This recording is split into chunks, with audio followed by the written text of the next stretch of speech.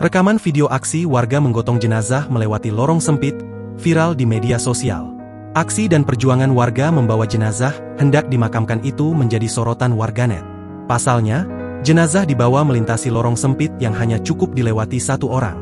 Video aksi warga itu viral usai dibagikan akun TikTok Melda Halim 4. Dalam video tersebut memperlihatkan detik-detik jenazah digotong melewati lorong sempit. Peristiwa itu pun menjadi tontonan warga setempat. Terlihat sejumlah warga keluar dari lorong sempit tersebut. Lorong sempit itu hanya cukup dilewati satu orang. Alhasil warga pun menggotong jenazah tersebut dengan berjalan berderetan. Karena akses jalan yang sempit, jenazah digotong dengan cara ditandu menggunakan sebatang bambu. Bambu tersebut dililit kain sarung yang membungkus jenazah yang sudah dikafani. Dalam keterangan pengunggah, Melda Halim 4 mengungkap jenazah itu adalah mertuanya yang meninggal dunia. Ia mengaku rumah mertuanya itu memang berada di gang. Melda juga mengungkap bahwa tetangga di sekitarnya sangatlah baik. Bahkan ia menyebut sebenarnya ada tetangga yang ingin memberikan sebagian tanah untuk jalan.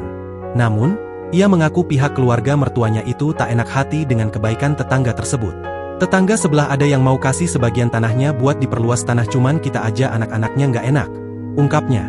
Sayangnya, Melda tak menjelaskan lebih detail mengenai lokasi kejadian tersebut. Kini, video warga menggotong jenazah lewati lorong sempit itu viral dan menuai beragam reaksi warganet. Sebagian warganet juga mendoakan jenazah dan warga yang menggotongnya. Download Tribun X sekarang, menghadirkan lokal menjadi Indonesia.